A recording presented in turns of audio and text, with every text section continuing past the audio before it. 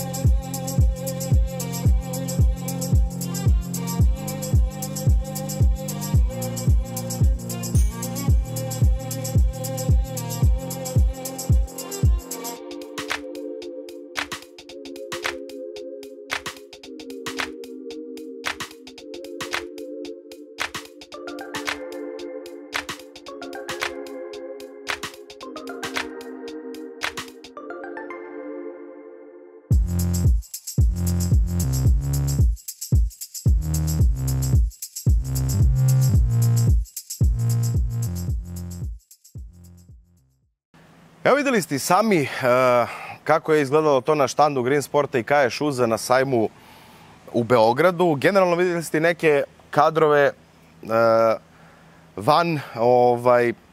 Sajam je veoma slab. Možda i najslabiji do sada. Samo 6 ili 7 izlagača iz sveta oružja, ponuda apsolutno ista kao i prošle godine. Za sve je to kriv naravno moratorijum što se dogodio. Nije se ništa novo nabavljalo, nažalost u Srbiji prodavci ništa novo nisu nabavljali, sve su to stari lageri od prošle godine. Kupaca je bilo veoma malo, iz jednog prostog razloga što nisu se izdavale nabavne dozvole, od kada je ukinut moratorijum na lovačko i na sportsko oružje, zašto smo se svi vi zajedno izborili. Idemo dalje, naravno o tom potom, bit će to još jednoj posebnoj epizodi šta ćemo dalje da radimo. Videli ste da jednostavno i vi koji ste bili na sajmu da nema kupovine jer nisu se, kažem, izdavalo odobrenja. Kada je počelo to nakon relaksacije po znacima navoda moratorijuma, odobrenja se nisu izdavala iz jednog prostog razloga ovog pokupljanja oružja za ličnu bezbednost i preregistracije do 5. marta koja se opet izjalovila o tom potom ponovo, kažem, u nekom posebnom videu. Ono što mogu da pohvalim neke izlagače koji su se pojavili uprkos tome što su zaista u gubicima. Sve koji su se pojavili, svaka im čast. Videli ste na štandu Green Sporta zaista bogata ponuda. Jeste naravno to veći deo lagera od prošle godine, ali u svakom slučaju ima šta da se nađe.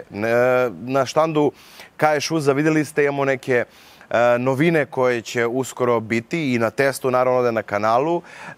Jednostavno ona čizma koju ste vidjeli što sam napisao uskoro u ponudi, ne samo moje reči, nego svih ljudi koji su tamo videli, pogotovo ljudi koji se malo razumeju u neku bućarsku industriju, jedna od najkvalitetnijih čizama koje su imali prilike da uzmu u ruke, odnosno cipela, i da je pogledaju. O tom potom vidjet ćemo kakva će biti. Ja jedva očekujem da je probam i da je nosim, jer ona 160 i dalje nije uništena svakako.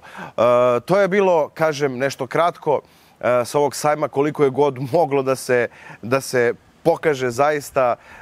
Svaka čast izlagačima koji su izlašli uprkos svemu, a nadamo se da će da malo bude bolje od sajma u Novom Sadu koji nas očekuje na jesen. Također moram da vam najavim da napravit ću posebnu epizodu za sljedeću sredu gdje ću govoriti o tome kako sada možete nabaviti oružje posle svih ovih silnih peripetija i novih pravila oko nabavke oružja. Opet kažem, nije ništa teško, samo još malo ima još nekih dodatnih komplikacija. O tom potom u sljedeću sredu. Ovo je bilo sve u današnjoj epizodi na kanalu Dum Dum i sa novom epizodom vidimo sljedeći put.